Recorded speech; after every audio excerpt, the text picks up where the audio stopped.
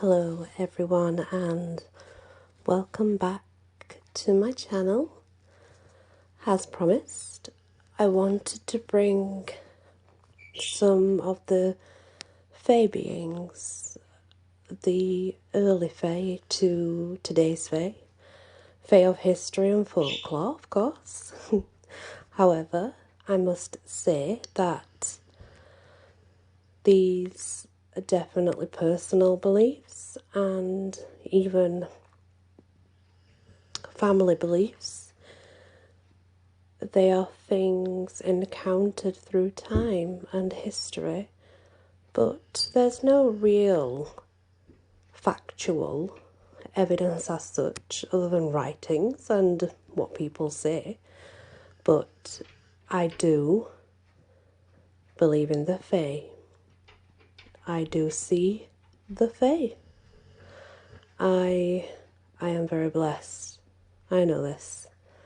It's taken me a while to figure it out.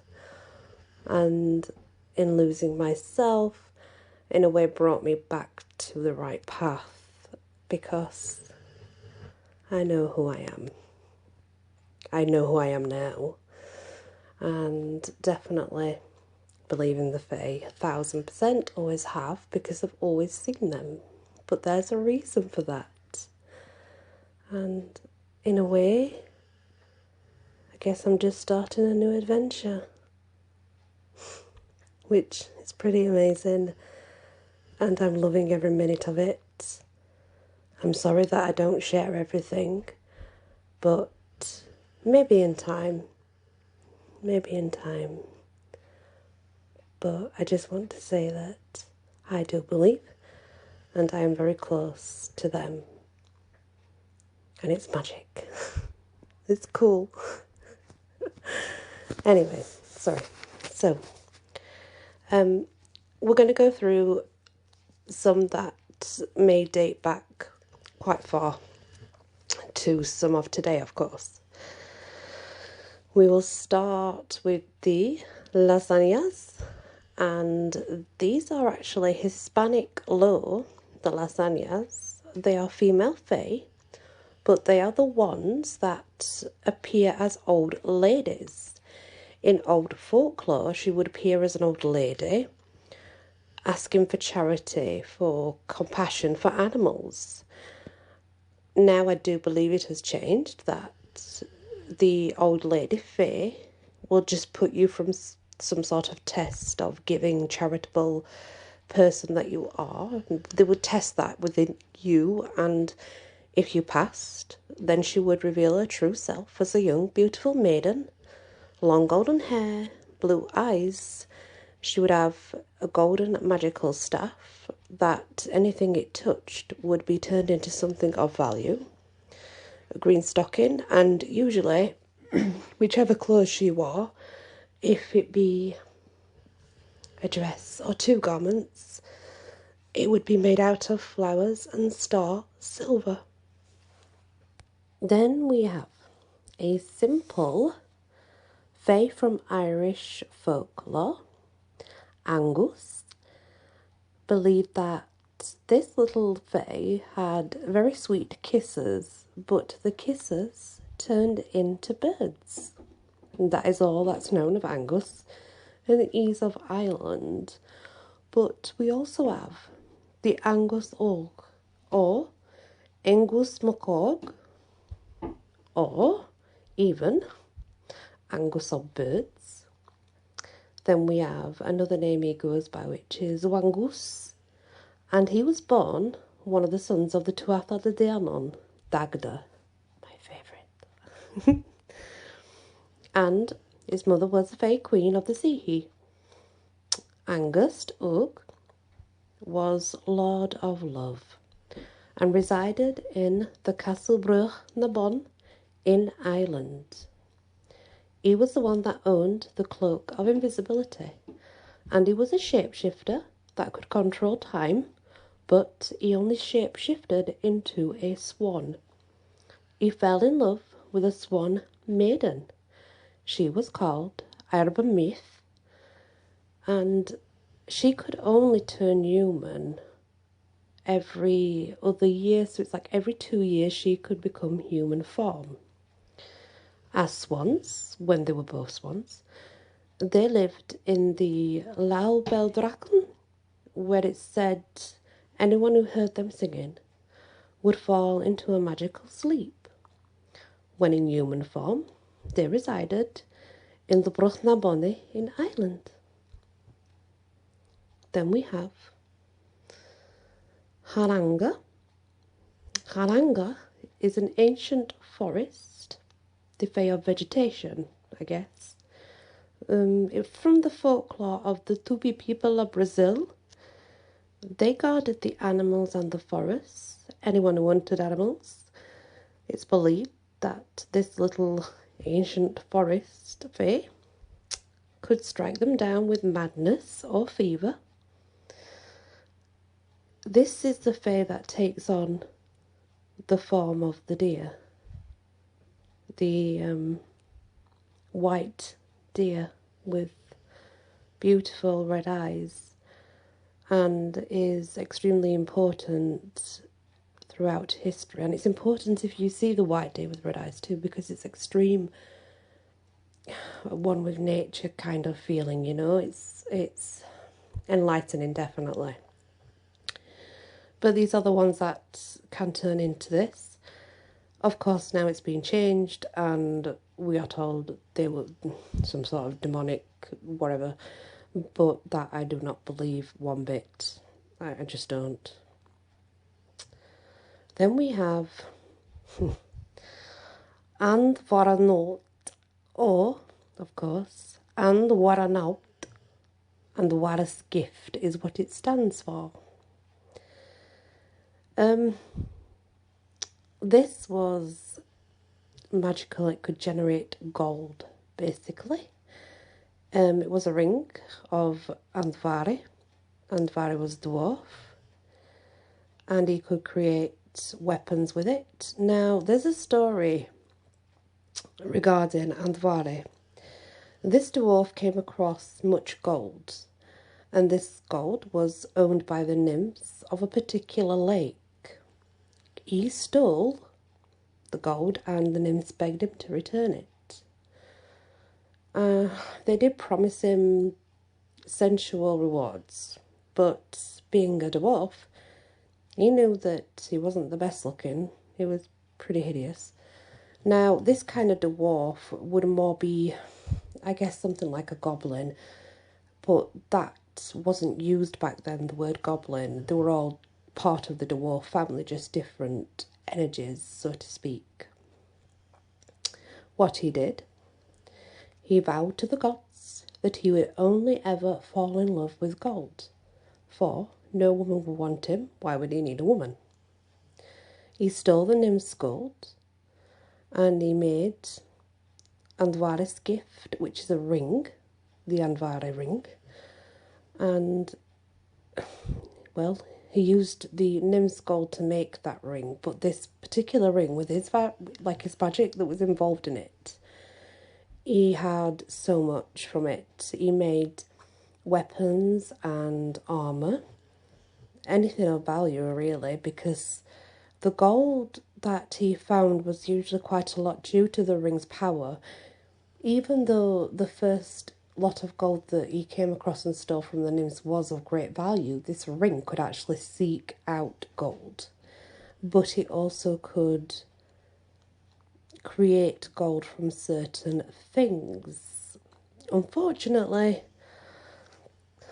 Andvaranaut, or Andvaris, Andvari, he actually owed a ransom. It does not state what for in the journal, but this ransom that was owed, Loki came and took everything of value, which of course didn't really bother Andvaris at first. It didn't bother him one bit because he had the ring, right? So he could just give more precious items. Not so much. Loki told him that he wanted the ring too, because this was a great ransom and it must be paid.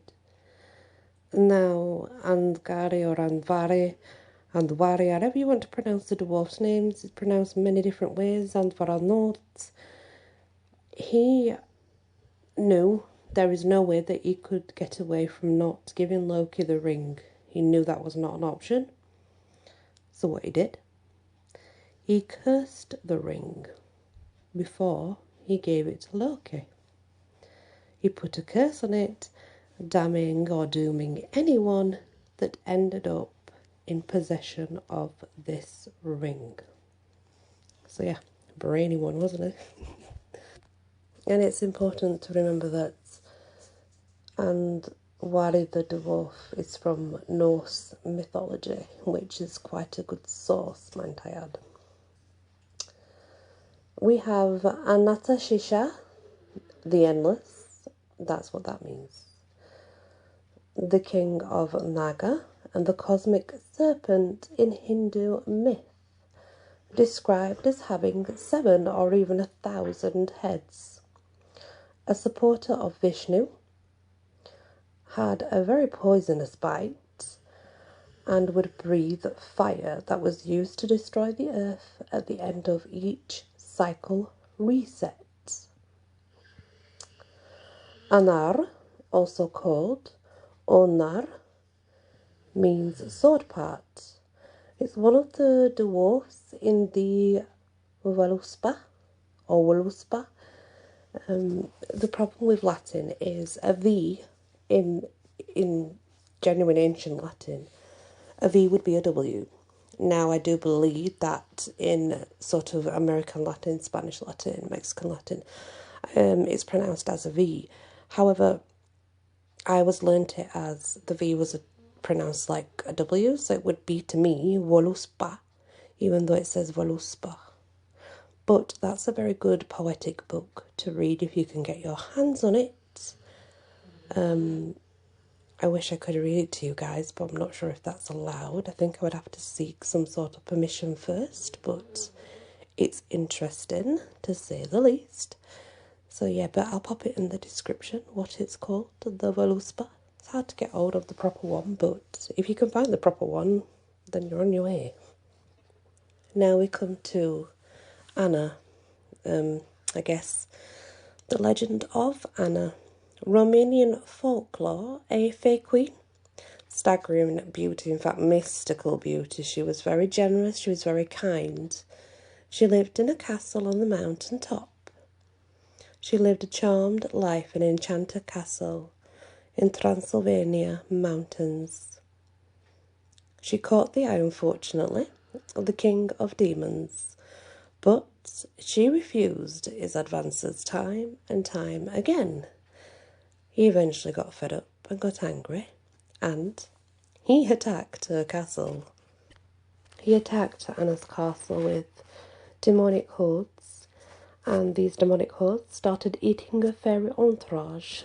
So, to save her people, she got married to him and went to live with him.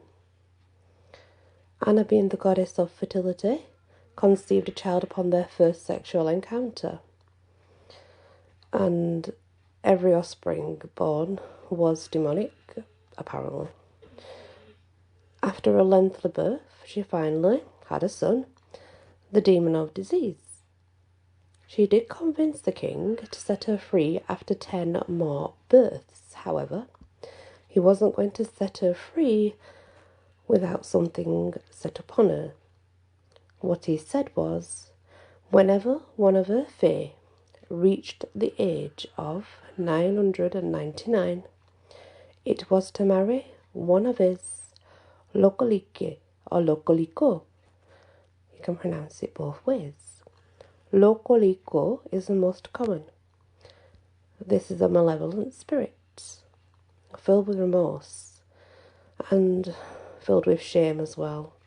She had left her castle, and when she does, it is believed that she travels in the form of a golden toad.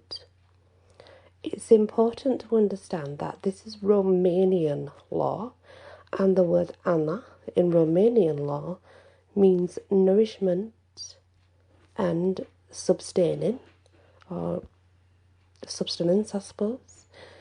In Celtic language, it means abundant, Anna. So the Celtic story and the Romanian story may be slightly different. There is also On. On is another one of the many dwarfs named in the Voluspa or Vuluspa book. Many dwarfs are named in there. Amaret is Greek. Amaret meaning grace and charm. And also she did have a twin sister called Belphobe. These were the daughters of the Chrysogony, and their father was warm sunlight that fell on Chrysogony after she bathed one afternoon. Think about that. Chrysogony could actually be chrysanthemums. The sunlight fell upon her after she bathed, and she gave birth to twins in the woods. The twins, the sisters, they were found by Diana and Venus while they were searching for Cupid. Diana took Belphobe and Venus obviously took Amaret and raised her at the gardens of Adonis. Amaret fell in love with a knight. This knight was called Seldomur, and he won her love. Over 20 plus suitors, he actually did win her love, and they were wed. And then we have the Ampelos, ancient Greek of course, one of the Hamadryads, born from an incestuous relationship between Oxylus and his sister. Now the Oxylus can be Oxylus as well, it depends. Oxylus. Very, there's so many ways of saying their actual names. This Hamadryad was said to be the vines of the Vitas.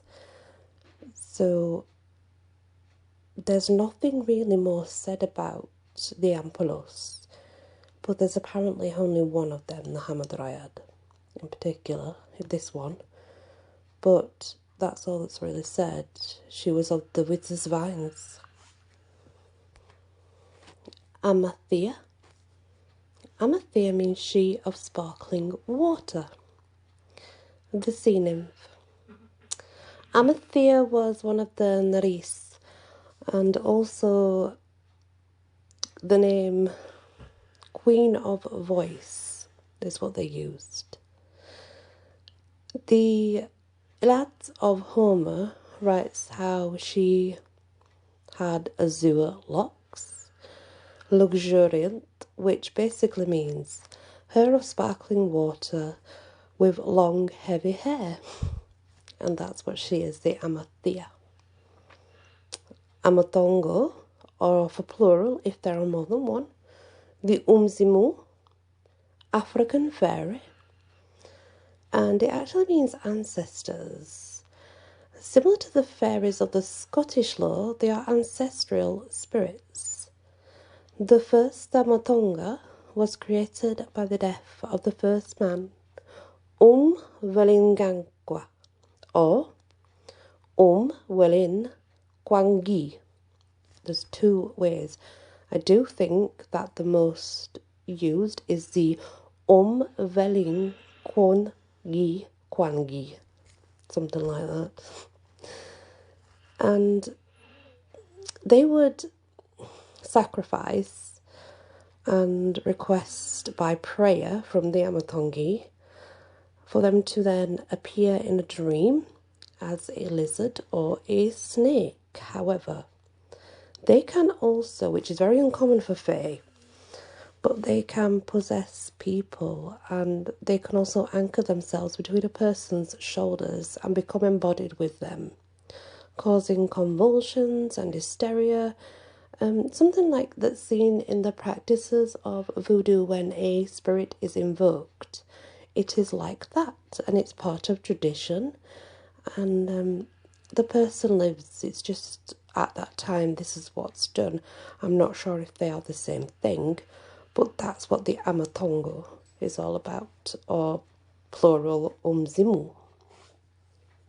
The Amatongo can also be quite the healer and a curer if proper supplications were made, which basically means proper sacrifices. Doctors would often pray to them as part of their healing process to help others. The Amabrad, or the Ambarabad, the Amber City, one of the cities or provinces in Jinistan, the Persian mythological equivalent of fairyland. Ambarabad, so Ambarabad is Jinistan, Persian mythological equivalent of fairyland. Ambrosia, classical Greek obviously. Ambrosia was the Dodonai's 7 nymphs, and all the 7 nymphs actually cared for the infant god Zeus. Then we have the Amnisaidas. They were also nymphs from Greek myth. They were of the river, I think it was Amnosos, the island Crete, in the Aegean Sea. They were attendants of the goddess Artemis and Diana. They were there with them always. And then we have Amadan, or Amadan, also called Stroke Lad. And this was the fool of the Irish Sidhe, who would choose people at random, curse or punish them with this incurable, crippling touch. This would cause the person to be ridiculed for the rest of their lives. Even the famed fairy doctor, Biddy Early, was unable to cure Amadan's touch.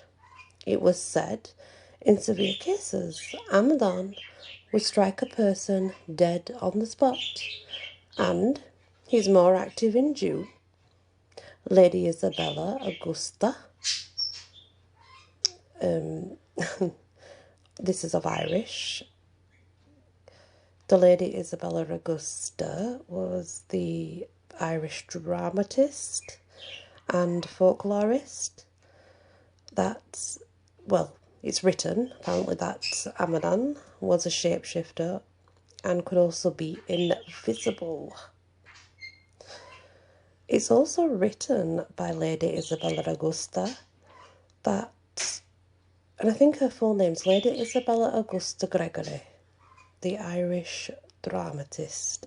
That's her name, and her writing states that there is a prayer you can say to the Amadan, and it goes like this: Lord, between us and harm. And that was it. That's all you needed to say to stop the Amadan from attacking.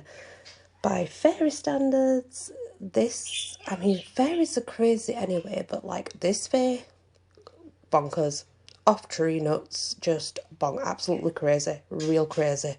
Never get a normal conversation from them. Gibberish talk, you would not think that it was sane, even by fairy terms. The Amalthea is a tender goddess. She's a celestial goat star formation in the sky. Again, she was one of those who attended to the infant Zeus in Greek mythology, and it is still believed that Amalthea, she resides in the sky within her formation, watching over everyone. The Alvar, the army of elves, the unseelie army in Germanic folklore, are the Alvar. The Ottomana, sometimes now called Ottoman, but it was Ottomana, Alvan. These were Neverland elves. They were light elves, transparent bodies, very wispy bodies, but they did control lakes, ponds and rivers, and they did live there They strongly dislike fish, though. Very strange. They were wingless, but they flew along in sort of, now I wouldn't say bubbles, but like, what's the word? Some sort of portal. We would say orbs now. We would call them orbs. They called them bubbles then, but we would call them orbs. They used to travel the river Elbe a lot and would travel on bubbles, but obviously we know they're orbs. They did protect the animals and they loved all-night blooming plants. They protected those too. Anyone who came to harm the plants or their animals, they would definitely cause harm to those people. Other than that, they're very peaceful. Alvin, English word for elf, elf wire, noble friend, an elf that will befriend any half-breed fae to ensure they are goodly and to learn them. Alvis, or also Alvis, Alvis, Alvis. Many names. It means all wise. Nordic myth. King of the Dwarfs. His story is told in Alvis Mal Edda. Because Alvis had fallen in love, and this is the tale that is told in the Mal Edda. He fell in love with Thud, meaning power, a Valkyrie, and a daughter of the god Thor. When he asked for her hand in marriage, it was granted, but he had to stand before Thor and answer 13 questions about the naming of beer, clouds, fire, forest, moon, night, sea, sky, stillness, sun, wheat, wind, and the world of languages, the elves, the giants, the gods, and Vanir. Alvia, even though these questions took a very long time to answer, he answered them all correctly, and on the last one, when he answered correctly, he stepped forward to take the hand of the woman he rightfully won. But the first rays of the sun fell upon him, turning him to stone. And of course, it would be wrong to say that Thor did not know this, because I'm pretty sure that Thor did. He just did not want to give his daughter away, and that was the best way around it. If you know of Thor, it wasn't just his strength and the fact he was very good in battle and war, but he also had a great mind, he was a great thinker. So I do believe he knew exactly what he was doing. I do. And the last one in this part, I will say, is the Aluk or Alux. The Alux Arb, Alux Do. There's many ways of saying or pronouncing it. It does vary depending, I think, where you're reading it from, but as a general rule, they are the Aluk. Or a tribe of them were called the Alux Do, more commonly now known, by the way, as the Duende. Mayan people of the Yucatan, Venezuela and Guatemala tribes had the Fae, Alux, standing at around knee height, but remaining almost invisible most of the time, until it wanted to scare someone, or even when congregating together in numbers, they would show themselves. They're a type of nature spirit associated with natural features of the earth, such as caves and forests, rocks, grass, things like that. 2-story shrines, or a house if you will, were built for the Alux by farmers. They were dotted around the countryside, but usually in maize fields, where the community of the Alux, or the Aluxdo, would dwell and aid in crop health. They would grow the crops and help them become more abundant. They would do this for 7 years. At the end of the 7 years, all windows and doors of the shrine must be closed, trapping the Luxob community inside. If this was not done, they would become unrelentless tricksters. And this brings us to crop circles. I tend to believe the crop circles are messages from the Fae and they mean something. However, there is also dating back that when you shut this shrine they lived in within the crops after 7 years, they would live there forever then. They would be in there forever. But a message was left behind so that people knew what was to come upon the earth and what was to happen next. I'm not saying that they are the crop circles, it's speculation obviously, but well, it's an interesting theory, I guess. Very interesting. Anyway guys, I am going to leave it there for now. I think that's quite enough Fae for one day. There's a lot more, there's so many more. But these are individual Fae, or a community of Fae, that you can call upon with sigils if you know them, know their name, where they are located. You can definitely call on them. I wouldn't advise calling any tricksters in or any that's going to do you bad. Gosh, no. That wouldn't be great, would it? But there's many more to go. There's so many. Love and light. I hope that you enjoyed it. Many blessings.